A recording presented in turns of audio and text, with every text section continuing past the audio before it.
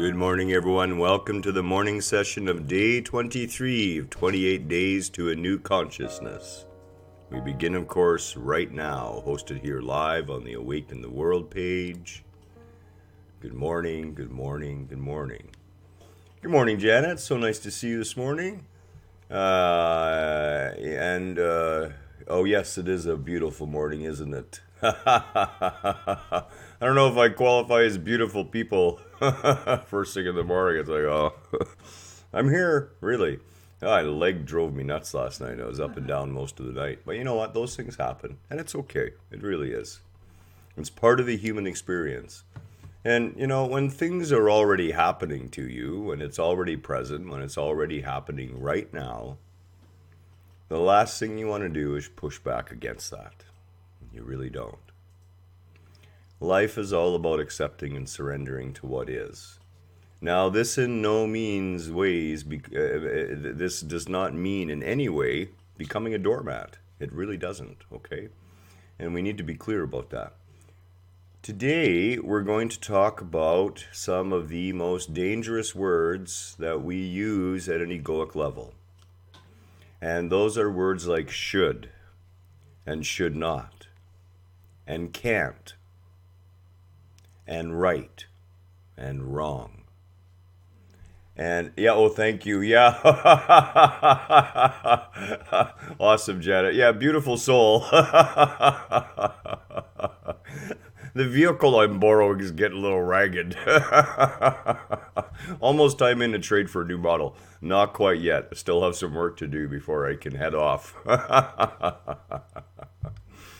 So, you know, at an egoic level, we use words like this all the time. And especially if you've been raised in the Western world, pretty much anywhere in the world, actually, with the heavy religious background, where there's a lot of rules and regulations, and that's one of the things about religion is there's usually quite a few rules and regulations. The concepts of right and wrong and should not and can't and can are all deeply embedded within you. So the first thing the ego likes to do is say that something should not be. And that, of course, is a type of insanity. Janet says, aren't we all? Yeah. Yeah, anytime after about the age of 40, you know, you start thinking, well, maybe I could trade this one in.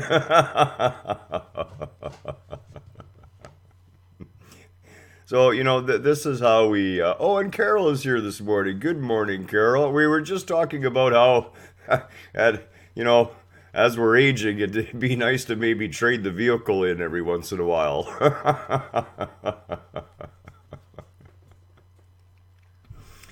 Honestly, it's been a good body this time around. It's served me very well. I've had a lot of fun with it, and now it's making me pay.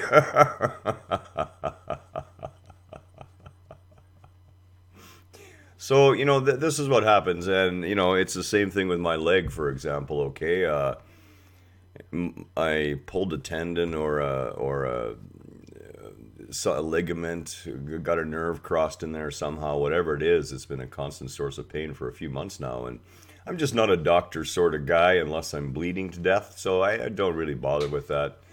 I deal with myself in my own way, you know, meditation, yoga, massage, loving the leg.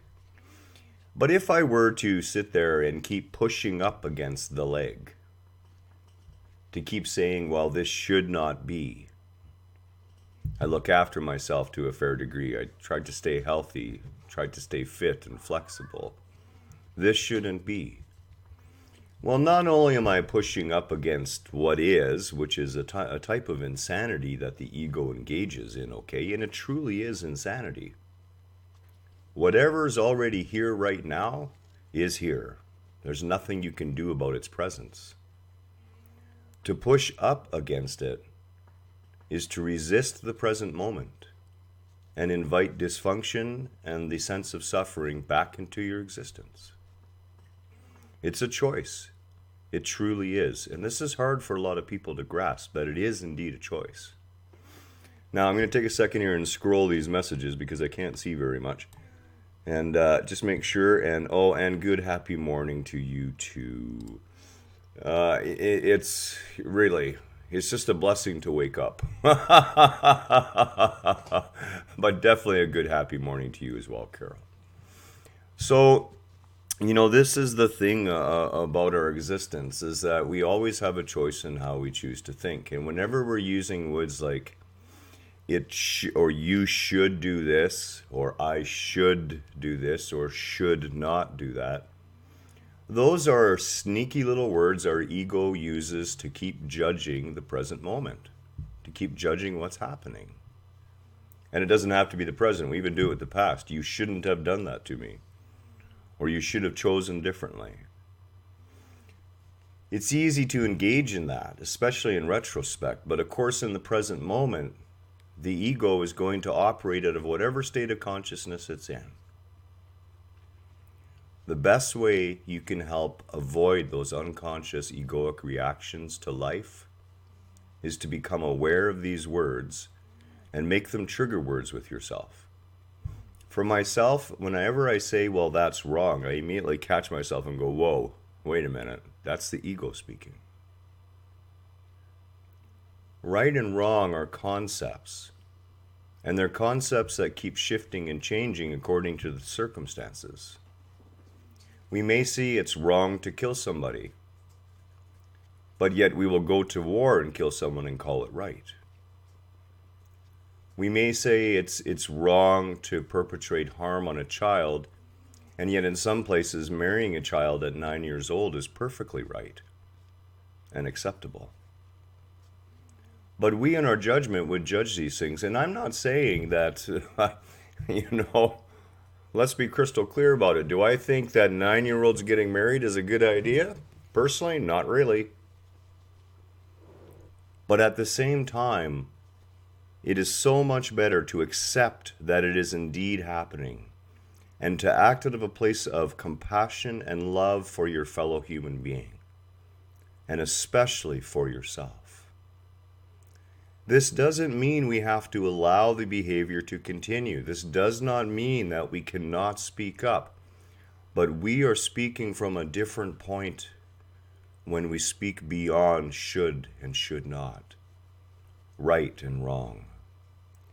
When we start talking and looking about whether what we are doing is achieving the results that we want, and whether what we are doing is causing a backlash of natural consequences in the world around us, or in our society, or in our community. When we let go of judgment and instead observe what serves and does not serve us, we let go of the most damaging part of judgment. You see, judgment on the level of observation is perfectly valid. But when we personalize it, when we turn it into another person's lack because of their behavior, or another person's position in comparison to ours because of their behavior, we are belittling part of creation. We are literally looking at an example of divinity within this physical universe and saying, you shouldn't be here. You don't belong. You're not right. What in this universe that is made solely of divinity, every part of it existing within the mind of God, what in this universe could be wrong? And, I'm the first one to say that when someone sticks a knife in your belly, you feel it's wrong. It's happened to me. And part of you says, well, that's not right. That's wrong. That shouldn't be. But it is. It's already happened. It's already present right now with you. How you choose to respond determines everything that you are. And from an egoic level, we always return to our reactions. So this morning, I would like you to really consider in your life where you let words like should and should not, and and wrong, and words like can't control you, where they determine your reality, and then unconsciously you proceed from that point. What happens with ego is as soon as we judge someone else as doing something that we see as wrong, we are also unconsciously and silently elevating our own egoic position above the other. Instead of understanding that we too, in one life or another, have behaved in the same manner. So much love to you this morning. And as we enjoy another snow day, I'm going to be working in the basement today. I would say live your life. No matter what comes to you, meet it with a smile, meet it with a grin. You really don't have a choice. And quite frankly, the alternative is so depressing. When you live life from a place of life beating you up, of you being tossed about on the waves of life itself on the surface, it doesn't seem that fun. It really doesn't.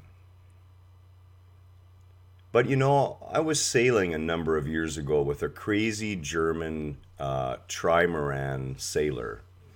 And he had a giant trimaran racing sailboat. And we were out one day skipping over the top of 14-foot waves in 40-kilometer-hour winds off the coast of BC. And the experience, the literal exhilaration of living on the edge, being tossed up and down and skipping across the waves and the wind nearly blowing me off the boat. This is a perfect example of our existence here. We really wouldn't want it to, we don't want to sit on a shallow, calm pool for an entire existence. We're here to have experience. We are here for the rush that life is. Let that fill your being. Let yourself develop an excitement for living. Again, much love to you all this morning. Have a beautiful Saturday. We look forward to this evening's session for 28 Days to New Consciousness and meditations tomorrow morning, and of course the Awaken Sunday live Q&A as well at 1 o'clock. Take care for now, and again, all our love.